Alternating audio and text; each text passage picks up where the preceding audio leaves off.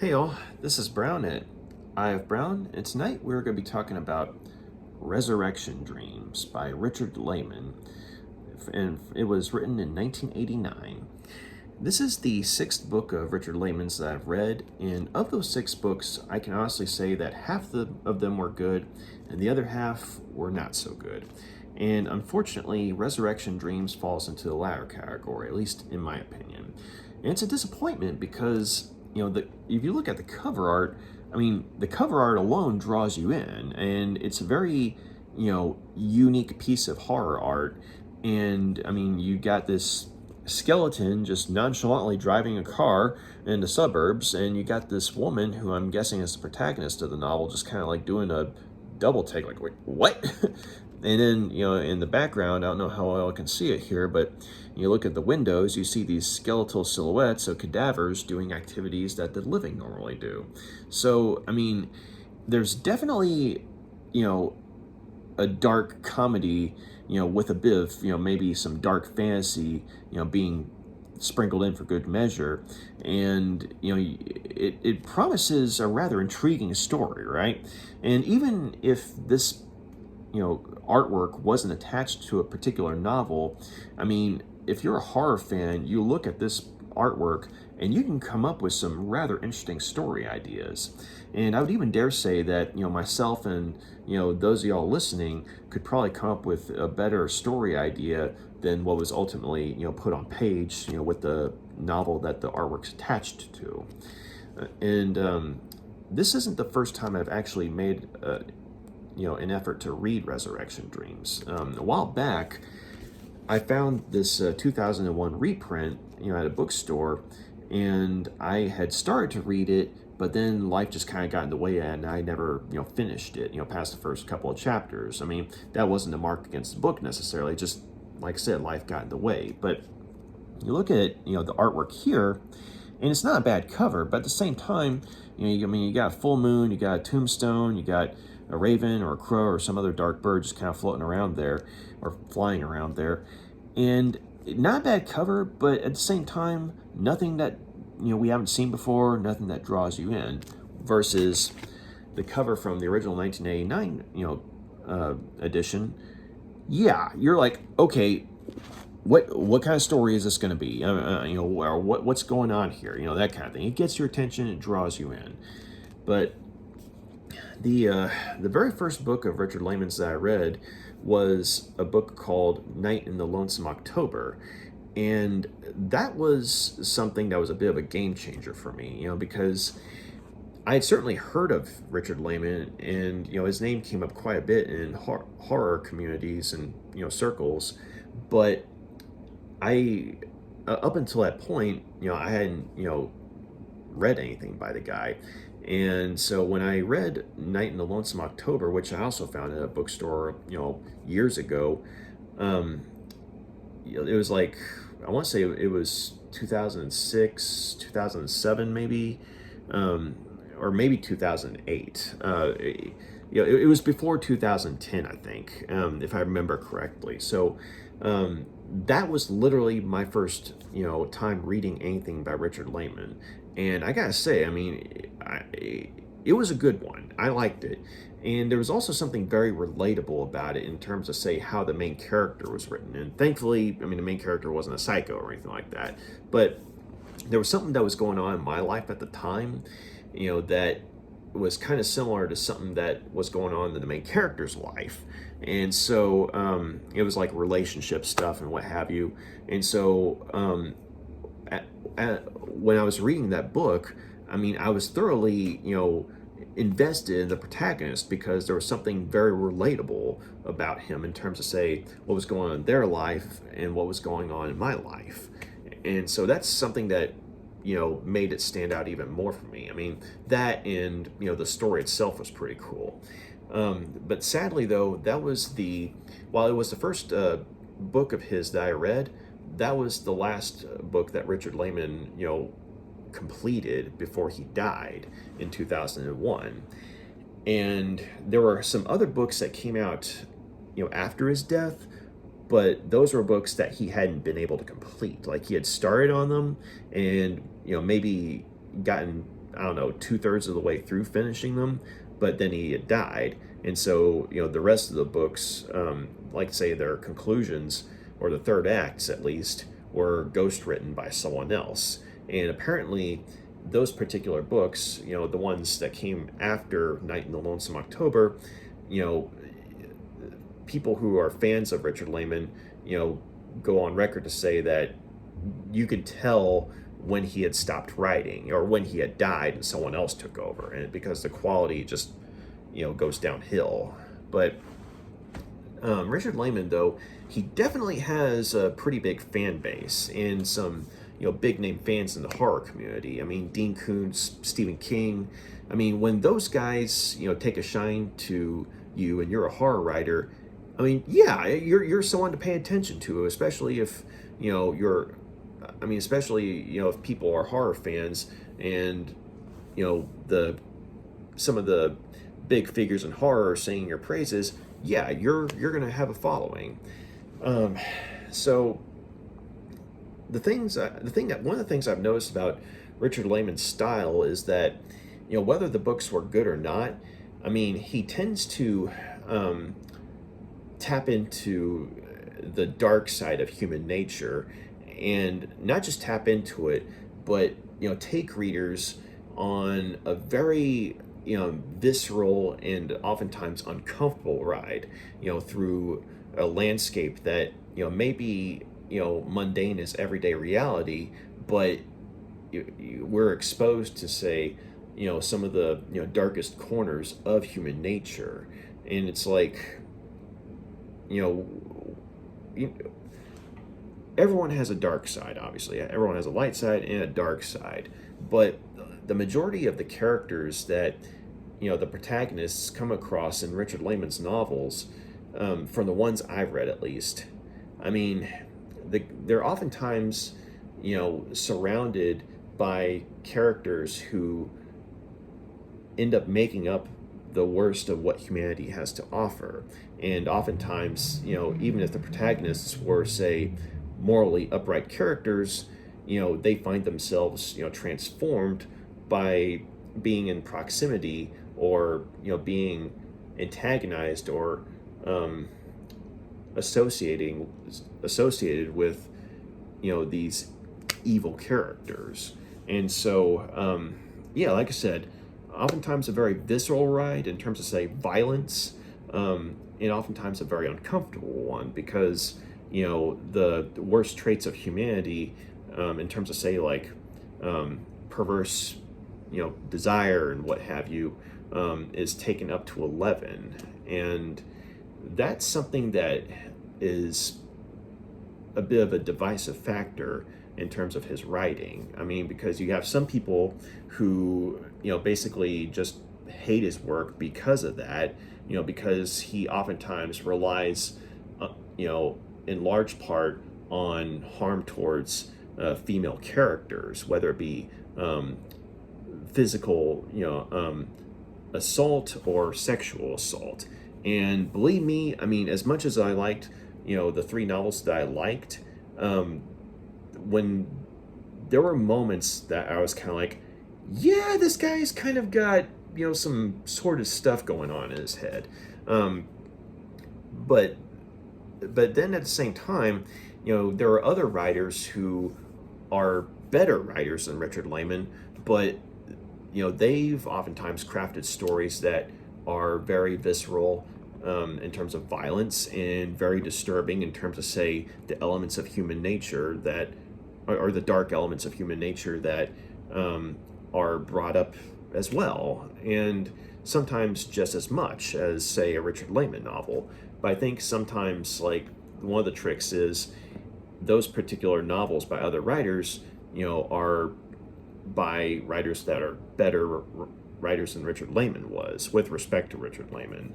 And I think that's something that kind of colored my perspective as far as why I liked the books of his that I did like, and why I didn't like the ones that I did not.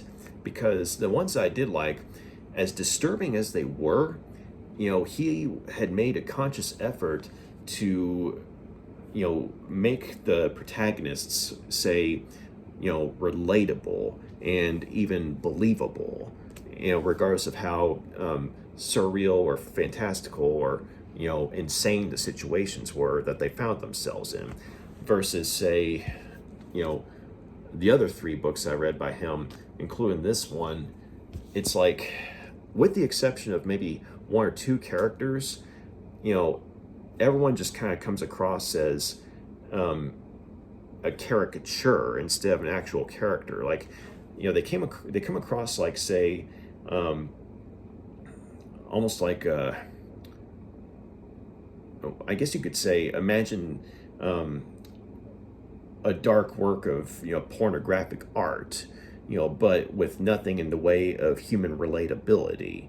And so basically, you're left with a bunch of horrific, disturbing events and imagery that you're just left disgusted by, but you're given very little incentive to continue to read the book, because there's no one to identify with, or no one to sympathize with or relate to, because even characters who have horrible stuff happen to them aren't written that well, at least in half the books of Richard Laymon's that I've read. But on the other hand, when he's actually trying, though, I mean, that's what makes those particular efforts worthwhile. And so I don't know if I'm making any sense. I hope I am, in terms of saying, explaining, in my opinion, the sort of pros and cons of Richard Laymon's writing style. But maybe y'all could get an idea from what I'm talking about. At least I hope I'm making some sense. But there are all sorts of reviews and articles written about Richard Laymon's work that might do a better job of explaining what I'm trying to say. But yeah, just bear in mind that if you're not a horror fan, you're probably not going to like Richard Laymon's work. But if you are a horror fan, you might. At the very least, there are certain works of his that you'll almost certainly like, but I can't really say how much of those works you will like if you are a horror fan. It just depends on your mileage. But yeah, so just basically tread with caution. So yeah, as I said, Resurrection Dreams, it was the 6th novel of his that I've read, and it was a letdown, unfortunately. But let's go ahead and get into the story. So, since the book was written in 1989, I'm going to guess that the first couple of chapters, which take place 10 years before the present, I'm going to guess that the book opens up in 1979. So, or at the very least, the late 70s, right? But, it starts off with a woman named Vicky.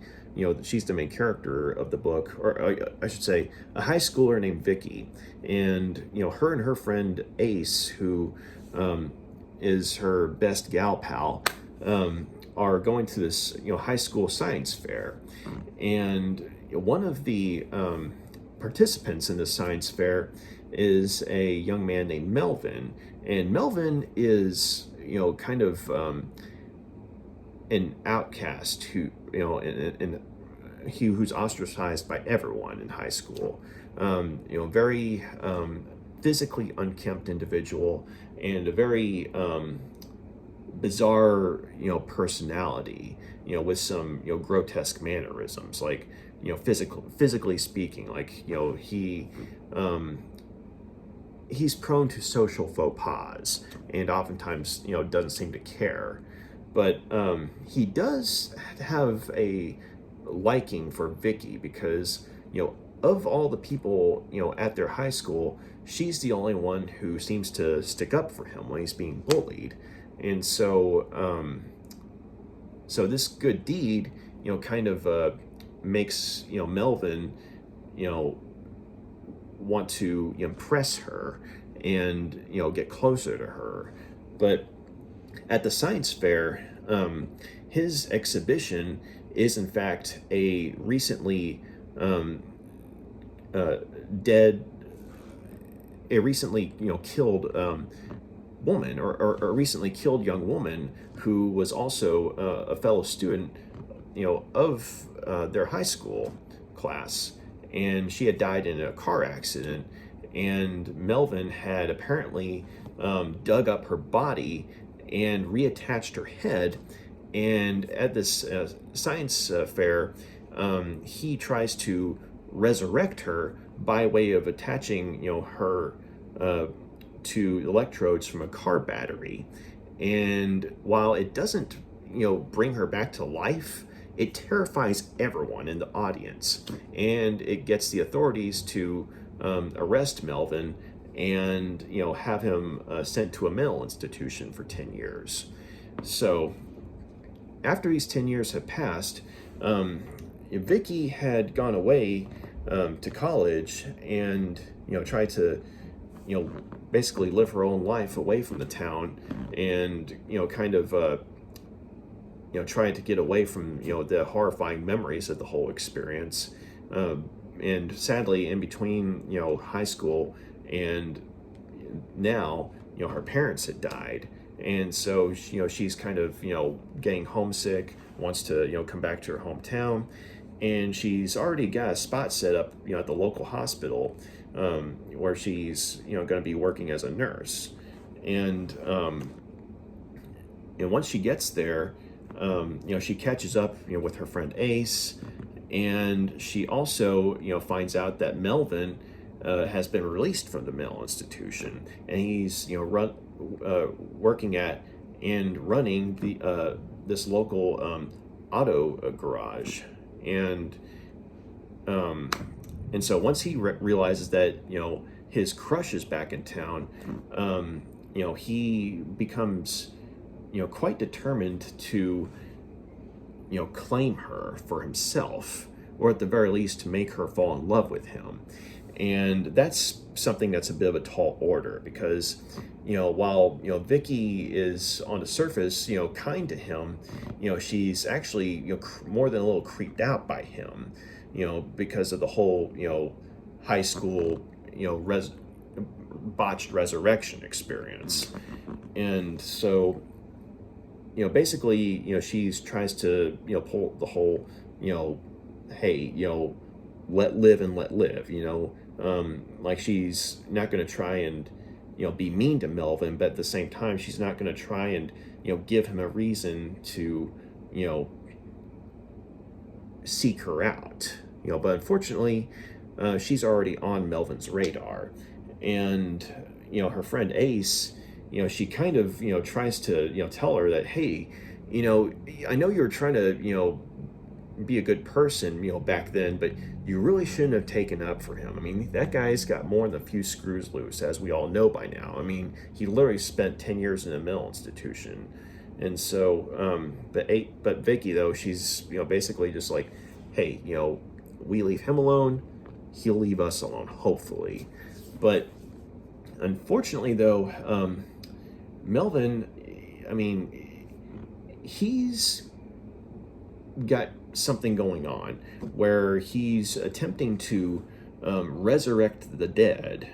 So while he did spend that time in the mental institution, his obsession with bringing the dead back to life has only increased.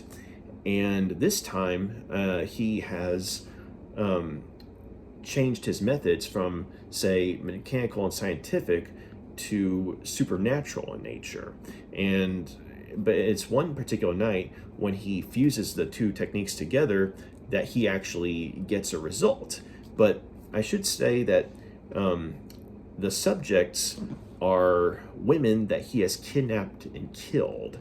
So there's been a rash of disappearances of women in the area for a few years now, ever since Melvin had come back, or I'm sorry, for a bit now since Melvin had come back. And one of the things that he's been wanting to do is basically kind of just take revenge on society, or at least the town, for the way they've mistreated him. And so basically all the women that he's kidnapped and killed, I mean, he's trying to resurrect them to make them his love slaves, his undead love slaves, but he never gets a result, or at the very least, he never gets a successful result until this one particular night when he combines the two techniques of straight up mechanical with supernatural, and he has a an undead love slave, one that's thoroughly obsessed with him. But the creepy thing is, these love slaves, they're not only obsessed with him, but they look just like a normal person, maybe with a few physically awkward mannerisms because they're dead, right? But I mean, they look and sound like just an ordinary person. But unfortunately, not only are they horny as hell, but they're hungry as hell too. And so Melvin finds out that he's got his work cut out for him. And on one hand, trying to keep his one love slave that he's brought back thus far from devouring him, while the two of them are, shall we say, engaging in things of an adult nature. And on the other hand, though, he's finding that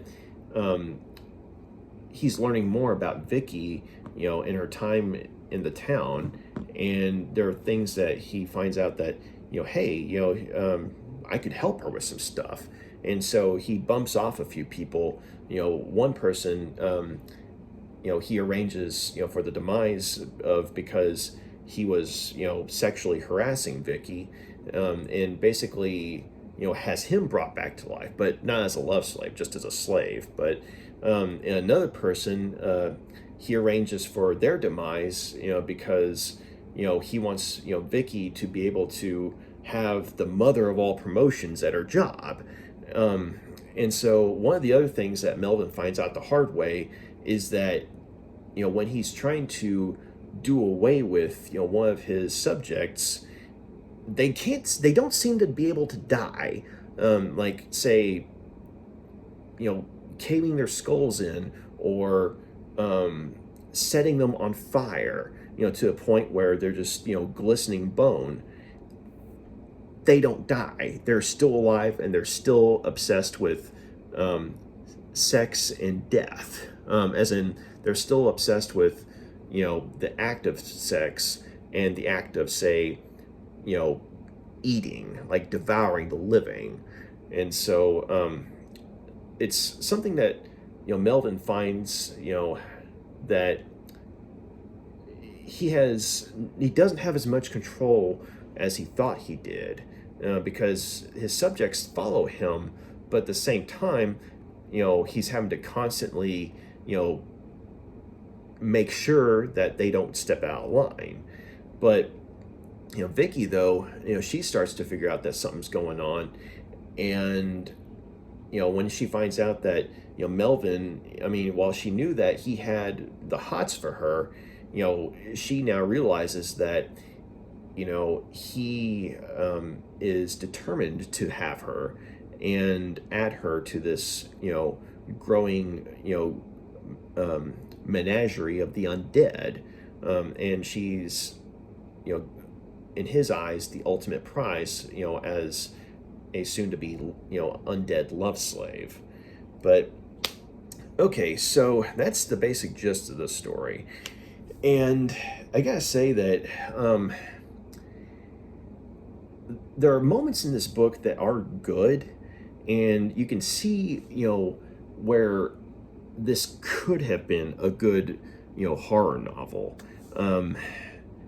even with say I guess you could say technically the necrophilia and what have you, except they're undead.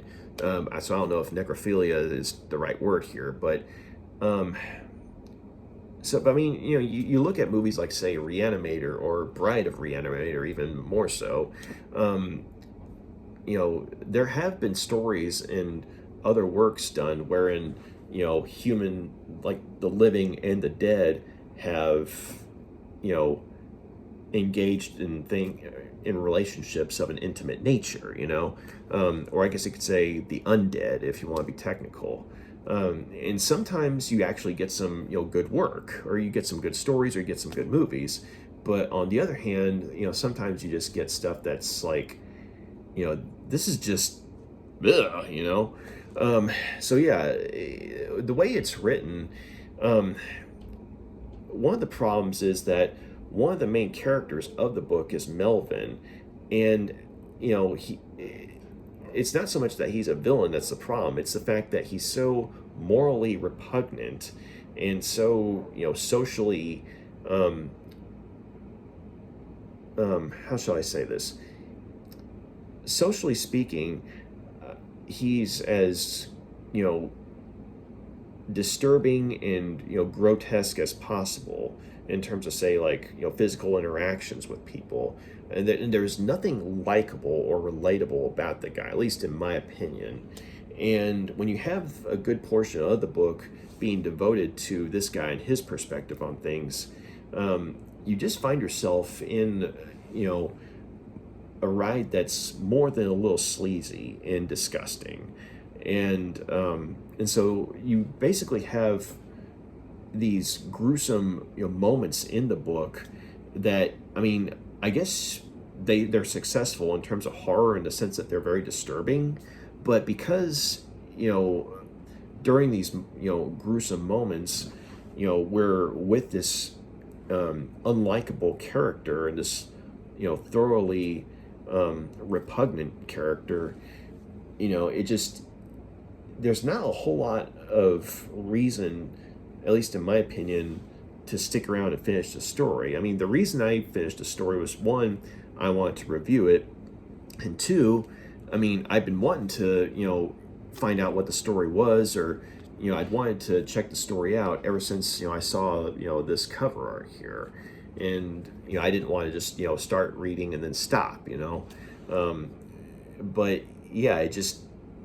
mainly because we're seeing a lot of this from the perspective of a character that's thoroughly unlikable and physically repulsive in terms of, say, like his mannerisms and what have you. It's not a very pleasant ride. I mean, I figured it would be a disturbing ride because it's in the horror genre, but because there's nothing relatable about Melvin, at least in my opinion, it just made for a very unpleasant ride. The character of Vicky, I mean, I kind of liked her character, mainly because, I mean, she's probably one of the few characters in this book, or she's one of the few people in this book that comes across as a semi-believable character, and probably one of the few people in the book that comes across as a decent person.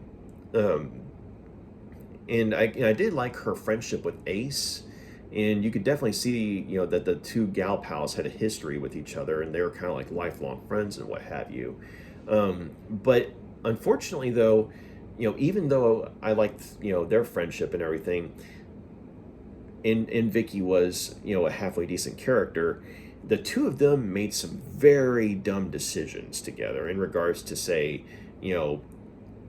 certain actions taken in regards to Melvin. Like, on one hand, they try to solve some of what's going on by themselves, and more so on Vicky's end.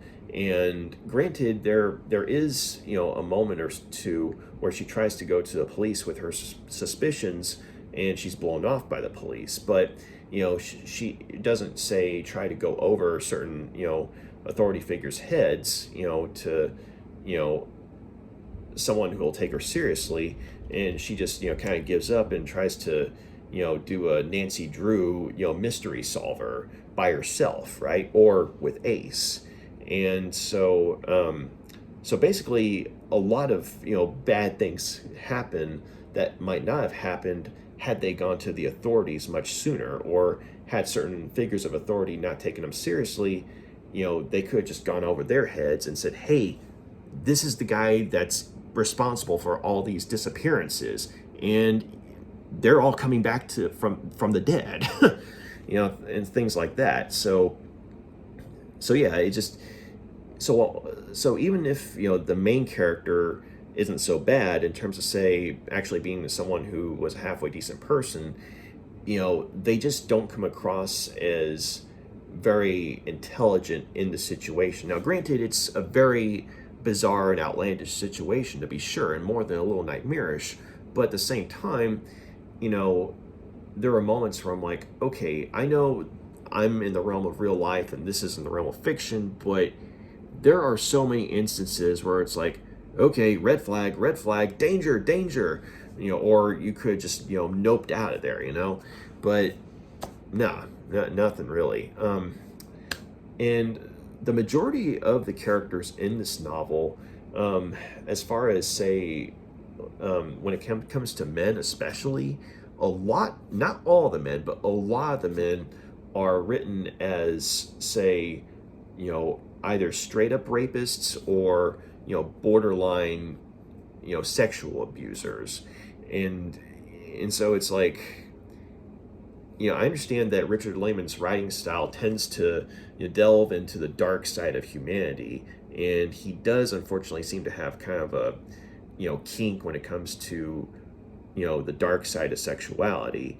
But at the same time, though, when just about everyone that Vicky comes across, or everyone that the reader comes across, is this repugnant in nature, I mean, it doesn't make for a welcoming environment, so to speak. So you have, an antagonist that we see a lot of the novel from the their perspective, who is thoroughly repulsive, and then we have a lot of people who are thoroughly repulsive as well, that kind of make up the supporting cast.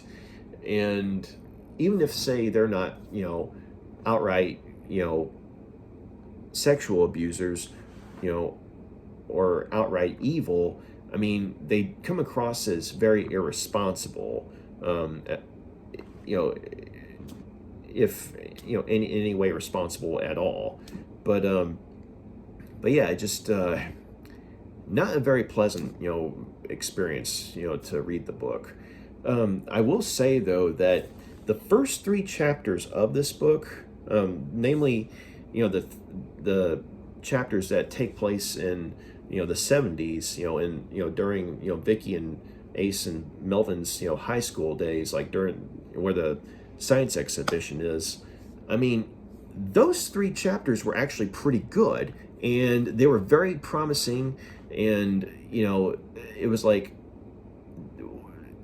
we got an idea that hey, this is going to be like Reanimator, but in high school or something like that, and that would have actually been a pretty cool story. Like if they had just, in my opinion at least, if they had stuck with the perspective of the characters as teenagers, that would have been a pretty cool book, because you look at say the Traveling Vampire Show or The Island, by Richard Laymon. The main characters in those novels were teenagers, and as a result, you had some very unique perspectives that made for, I guess you could say, a grounded reading experience in a nightmarish situation in both novels.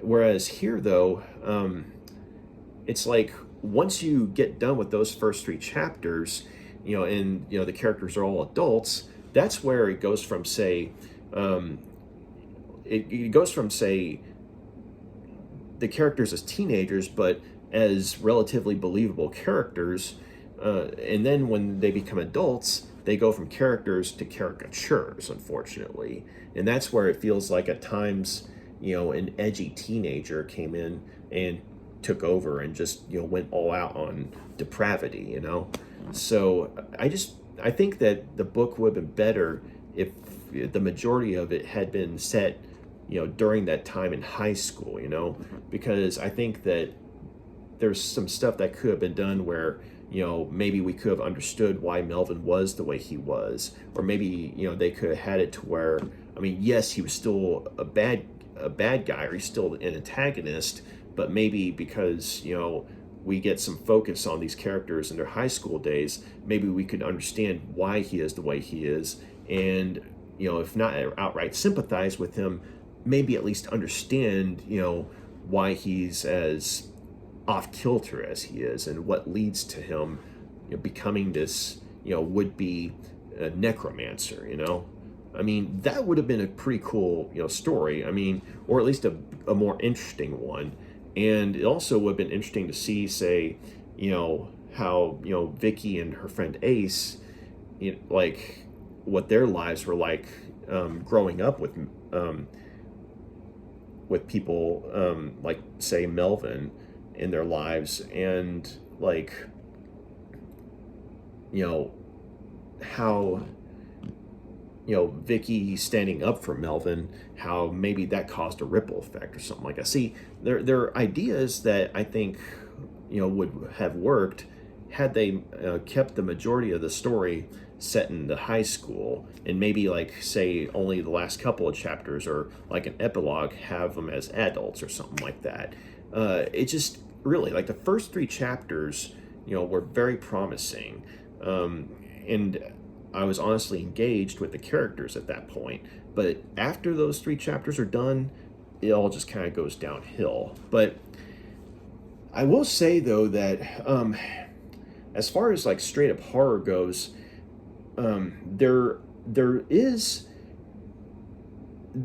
a moment or two that I honestly liked. While I didn't like the novel itself, there was a moment or two that I genuinely liked, and and then there was at least one such moment where I was genuinely on the edge of my seat, because, as I mentioned, these zombies, they don't seem to be able to die.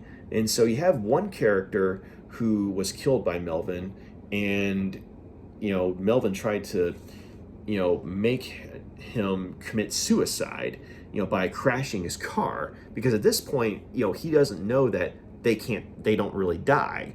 He's thinking that, hey, this one individual did what I needed them to do, so I don't need them anymore. And so he tries to make the character crash their car into this railing, or go through, kind of plummet to their death, right? But unfortunately, it doesn't quite go the way he planned. And basically, you have this character get set on fire and have their eyes gouged out by Melvin, and then have their skull caved in by him. But this character, who's, now beyond dead, is, well, still kicking and coming after Melvin. And it's one of those rare moments in the book where as much as we dislike the character of Melvin on a purely human level, we're basically right there with Melvin, freaking out, like, what's it gonna take to put this thing down, to put this guy down, and then unfortunately, that same zombie ends up coming across the path of Vicky and another friend of hers shortly thereafter. And at this point, they don't know about the fact that there are literally zombies that are being brought back to, or they don't know about Melvin literally creating zombies. They just find this guy, and they're thinking that he's a horrifically burned individual who is somehow still alive. But then when they realize that this guy has no eyes and he's still coming at us and basically trying to rape Vicky and eat her at the same time, it's a very terrifying scene, because she goes from thinking that this is just a horrifically burned individual to what the hell's going on here, and shortly after that, Vicky and her friend are in a canoe and trying like hell to paddle away from this guy, even though like his skull's caved in and he has no eyes and the flesh has been burned from his bones. He's still trying to go after them, like he's been knocked into the water, but somehow, he's still swimming after them. And so that part was actually, that part, just in terms of straight up horror, was one of the few legitimately good parts of the book. I mean, next to the first 3 chapters of Resurrection Dreams, that part with everyone, or I guess the main characters finding out, one, that there's like this army of the undead being made, and two, this army of the undead can't die. I mean, that was actually a pretty terrifying moment of the book. So as much as I didn't really like the book, that scene, I would say, was very well done. And that's where you get a glimpse as to what the book could have been had the rest of it been up to the quality of that scene, so to speak. I say so to speak because it's like I say scene and I'm thinking like a movie or something, but it's a book, right? But so you do have the occasional moment like that, but unfortunately, a lot of those the moments that are in the realm of horror within this horror novel don't really measure up to that particular moment. But I will say there's another scene that I thought was well done, and this wasn't necessarily something outright horrific, but it was more psychological, because there comes a point where Vicky is actually meeting with Melvin at a restaurant and trying to kind of manipulate him and get him to confess as to what's really going on, right? And there's a sort of cat and mouse type of game being played between the two of them. And it's one of the few moments where you actually kind of see the character of Melvin as an actual human being. Because you see, I mean, we're already familiar with his thought process, but it's one of the few moments where, he actually comes across as a person that we can kind of understand. And as far as Vicky goes, on one hand, it's like some of the stuff that she says to him, you can tell it's an act. We as a reader can tell it's an act. But then there are things that she says that, while they may be part of the act, maybe she's actually being truthful to him, because, she's very much of the belief that he arranged for the death of this one individual that was sexually harassing her, and she's not wrong, okay?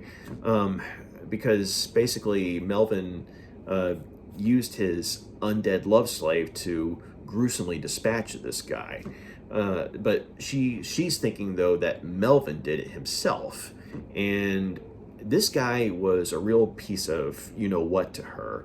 And you as a reader are probably going to be cheering when this guy meets his gruesome end, right? And so when Vicky's, trying to, tell Melvin that she's, thankful that, he had this guy killed, Melvin on one hand is kind of like, flabbergasted that she's thanking him, because, he's had the hots for her for Lord knows how long, ever since high school. But at the same time, he's like, how much of this can I trust, like how much of this is her trying to get me to spill the beans, and how much of this is her being sincere. And it's ironic because we as a reader at this point are kind of like, how much of this is her just trying to get Melvin to confess as to what's going on, and how much of this is her genuinely being grateful that this guy who has given her so much trouble is no longer in the picture, So that was another scene that I thought was actually very well done. And nothing, grotesque happens in this scene. It's all like mental mind games at this point. So it's like you have the first 3 chapters, and then like those 2 scenes in particular, after those first 3 chapters, and you really get a glimpse of, what the book could have been, had, I guess you could say, more attention been devoted to, I guess, the quality of, say, like the characterization and what have you, because, you know, when you have, say, something horrific happening, I mean, it can just be something, you know, gross and violent. And I mean, it might be well written in terms of, say, showing the reader all the gory details, but if we don't really care about the characters that such things happening to, then we're just, you know, reading something disgusting. And unfortunately, the majority of you know, the horrific events that happen in Resurrection Dreams, you know, fit into that category. And it's a pity because, you know, after a promising, you know, first, you know, act with the first 3 chapters, and, you know, those 2 moments that I was just talking about, I mean, the book could have been so much better, but unfortunately, you know, those good parts of the book don't make up the whole, and the majority of the book, it's just not a very pleasant experience to read. I mean, because this is in the realm of horror, pleasant is probably not a word that would go along with the experience, but it wasn't necessarily, you know, it wasn't the type of horror that I would enjoy reading, if that makes sense. But I'm going to go ahead and give Resurrection Dreams 2 out of 5 stars. As I said, it could have been so much better. If you're a horror fan and you've never read Richard Laymon before, I mean, you might like this one, but I would say if you're wanting to read a book of his that, at least in my opinion, was really good, I mean, I would rather, you know, you check out the Traveling Vampire Show, Island, or Night in the Lonesome October, because those books, I mean, I would say were, you know, straight up good, hands down. Whereas this one, I mean, if you're a horror fan, you might like it, but it's, in my opinion, not one of his best works. So, yeah, 2 out of 5 stars. So, thanks for taking the time to, you know, check this out. And if you got any questions, comments, please drop a line, let me know. And if you got any thoughts on Richard Laymon's work, I'd love to hear that too. So, y'all have a good night. Take care. Bye.